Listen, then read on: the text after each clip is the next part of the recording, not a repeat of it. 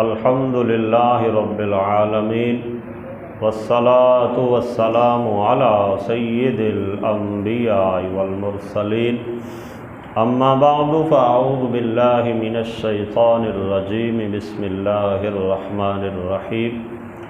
ان اللہ لا یخفی علیہ شیء فی الارض ولا فی السماء هو الذي يصوركم في الأرحام كيف يشاء لا إله إلا هو العزيز الحكيم صدق الله العظيم۔ احباب دی وقار، آج ہمیں سورہ آل عمران کی آیت نمبر 5 اور 6 پڑھنے کی سعادت حاصل ہو رہی ہے۔ ان دونوں آیات میں اللہ جل شانہ کی عظمت و شان کا اظہار ہو رہا ہے، اور ایک آیت میں اللہ جل شانہ نے جو انسانوں کی تخلیق فرمائی ہے اور کس انداز سے خالق لم یزل بندے کی شکل و صورت کو ماں کے پیٹ میں پردوں کے اندھیروں کے اندر بناتا ہے، اور کیسا اللہ تعالیٰ نے انسان کو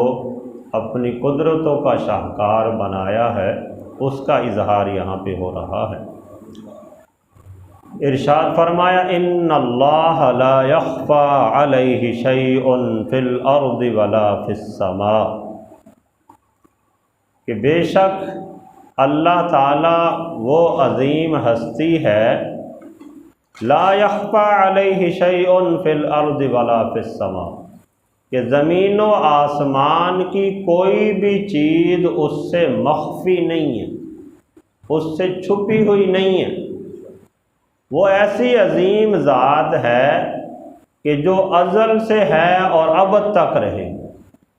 نہ اس کی کوئی ابتدا ہے نہ اس کی کوئی انتہا ہے، اور کائنات کے اندر جو کچھ بھی ہے، چاہے وہ چھوٹے سے چھوٹی کوئی چیز ہو، کہیں مضبوط کمروں کے اندر بند پڑی ہو، اللہ جل شانہ سے وہ چھپی ہوئی نہیں ہے۔ کوئی بندہ یہ نہیں خیال کر سکتا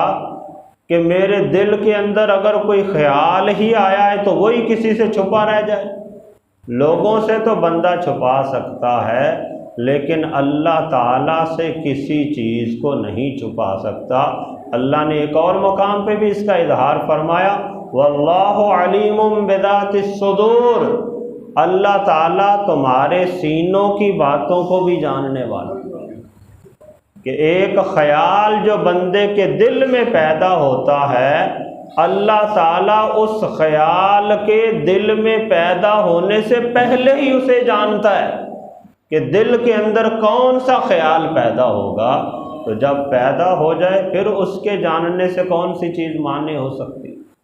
وہ احباب دی وقار، وہ مالک ارض و سماوات ایسا ہے کہ کائنات میں کوئی چھوٹی سے چھوٹی چیز ہے، بڑی سے بڑی چیز ہے، اس کی معلومات سے باہر نہیں ہے۔ باہر کیسے ہو سکتی ہے؟ اسے پیدا ہی خالق و مالک نے کیا، اسے پیدا ہی اللہ تعالیٰ نے کیا ہے، تو اس کے علم سے وہ مخفی کیسے ہو سکتی ہے؟ تو کائنات میں جو کچھ بھی ہے سب کا سب اللہ تعالیٰ کے علم میں ہے، اس چیز کا یہاں پہ اظہار ہے۔ اور اس میں ہمارے لیے بھی درس ہے کہ ہم لوگوں کو دھوکہ دیتے ہیں چھپ چھپا کے، گناہ کرتے ہیں چھپ چھپا کے، اور یہ سمجھتے ہیں کہ شاید ہمارے گناہ کا کسی کو پتہ ہی نہیں چلا۔ تو احباب دی وقار، دنیا میں کسی کو پتہ چلے یا نہ چلے، ایک ہستی ایسی ہے کہ جس سے ہمارا کوئی بھی فعل چھپا ہوا نہیں، چاہے وہ اچھا کام ہے یا برا کام ہے، ہم نے اعلانیہ کیا ہے یا اسے چھپا کے کیا ہے۔ 7 کمروں کے اندر، 7 اندھیروں میں، پردوں کے اندر چھپ کے بھی اگر کسی نے کوئی گناہ کیا ہے تو وہ دنیا کی نظر سے تو چھپ سکتا ہے، اللہ کی نظر سے نہیں چھپ سکتا۔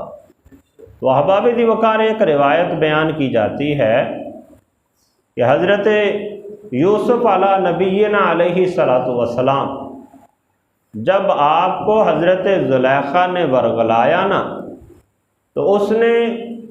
ورغلانے کی جب کوشش شروع کی تو اپنے جو معبود بنائے ہوئے تھے، پہلے چونکہ وہ غیر مسلم تھی، بت پرست تھی، تو ان کے اوپر کپڑا ڈال دیا۔ کپڑا ڈال کے پھر حضرت یوسف علیہ السلام کو اپنی طرف بلانا چاہا، اپنے تئیں اس نے یہ کہا کہ میں نے اپنے الہوں کے اوپر پردہ ڈال دیا ہے، اب وہ مجھے نہیں دیکھ سکتے۔ تو حضرت یوسف علیہ السلام نے ارشاد فرمایا کہ اے زلیخا، جو تیرے الہ تھے جنہیں تم معبود سمجھتی تھی، تو نے ان کے اوپر تو پردہ ڈال دیا، اب تو اپنے تئیں مطمئن ہو سکتی ہے کہ تیرا معبود تجھے نہیں دیکھ رہا، لیکن کہا کہ میرا معبود تو وہ ہے کہ جو بند کمروں کے اندر چھپ کے بھی بندہ کرے، میرا معبود اسے بھی دیکھتا ہے، اس سے تو کائنات کی کوئی چیز مخفی ہے ہی نہیں۔ تو بارکیف احباب دی وقار ایک اشارہ کرنا مقصود تھا کہ اللہ جل شانہ سے کوئی بھی چیز چھپی ہوئی نہیں ہے۔ پھر آگے اللہ جل شانہ نے ارشاد فرمایا هو الذی یصورکم فی الارحام کیف یشاء، اور وہی ذات ہے کہ جو رحموں کے اندر یعنی ماں کے پیٹ کے اندر تمہاری جیسے چاہتا ہے صورتیں بنا دیتا ہے۔ لا الہ الا هو العزیز الحکیم، اس کے علاوہ کوئی عبادت کے لائق نہیں، وہی غالب حکمت والا ہے۔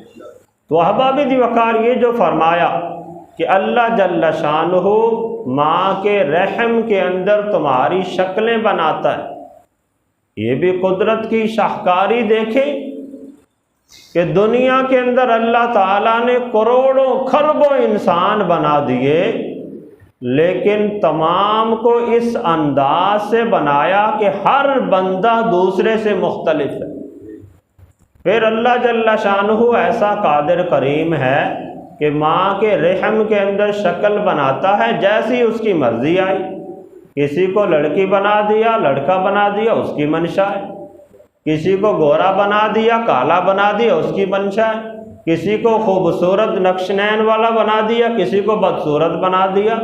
وہ خالق و مالک ہے۔ کسی کے اعضاء کو بالکل صحیح سلامت تمام اعضاء پورے پورے بنا دیے، کسی کا کوئی عضو ناقص بنا دیا، وہ جیسے چاہتا ہے شکل کو تجویز فرماتا ہے۔ تو احباب دی وقار یہ اللہ جل شانہ کی قدرتیں ہیں۔ مفتی احمد یار خان نعیمی علیہ رحمہ نے اسی آیت کے ضمن میں ایک بات نقل کی کہ ایک مرتبہ حضرت علی المرتضیٰ رضی اللہ تعالی عنہ سے کسی نے کہا کہ جو شطرنج کا موجد ہے اس نے بھی کیسا کمال کیا ہے کہ ایک گز بھر کپڑا ہوتا ہے، اس کے اوپر 64 خانے بنائے جاتے ہیں، مگر جب بھی کھیلو تو اس کی کوئی نئی چال ہی سامنے نظر آتی ہے۔ کیسا کمال بندہ تھا جس نے ایک گز کپڑے کے اوپر 64 خانے بنائے، اور ایسی کمال کے ساتھ بنائے کہ جب بھی بندہ شطرنج کھیلے ایک نئی چال ہی اسے نظر آتی ہے۔ تو آگے تھے حضرت علی المرتضیٰ رضی اللہ تعالی عنہ، آپ نے ارشاد فرمایا کہ تم اس ایک گز کپڑے والے شطرنج کو تو دیکھ رہے ہو، کیا تم خالق و مالک کے کمال کو نہیں دیکھتے کہ جس نے ایک بالشت پر چہرہ بنایا، ہر چہرے کے اوپر اس نے 5 سوراخ بنائے، 2 آنکھوں کے، منہ کے، ناک کے، کان کے، اس انداز سے 5-6 سوراخ بنائے، اور ایسی کمال کاریگری سے بنائے کہ کروڑوں خربوں انسان موجود ہے، ان تمام کے جسم پہ نشان اتنے ہی ہیں،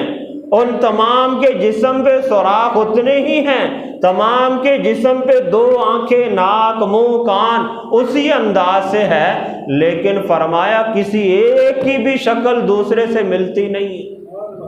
जिसे भी देखेंगे हर एक उसका अलग ही शक्ल व सूरत नज़र आती है।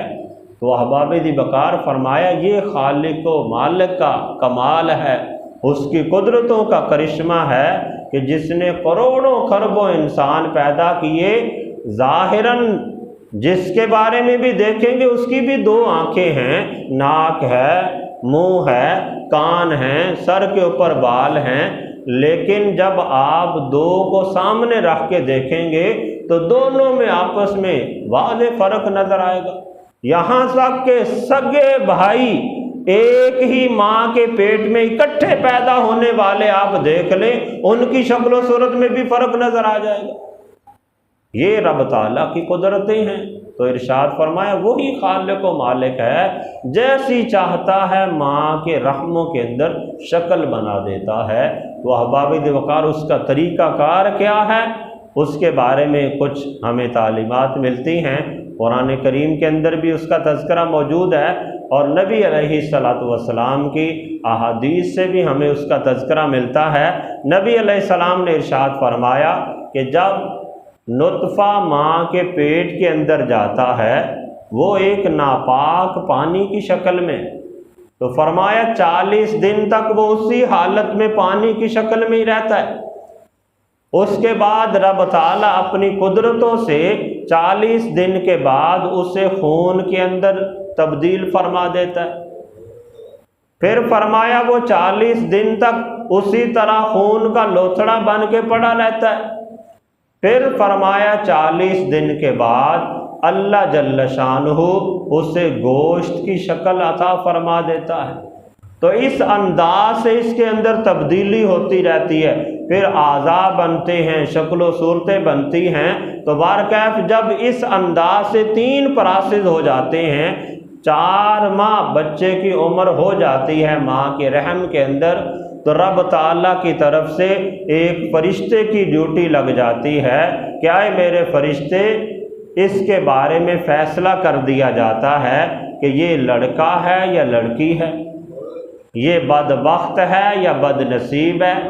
इसे रिज़्क़ कितना मिलेगा और कैसा मिलेगा,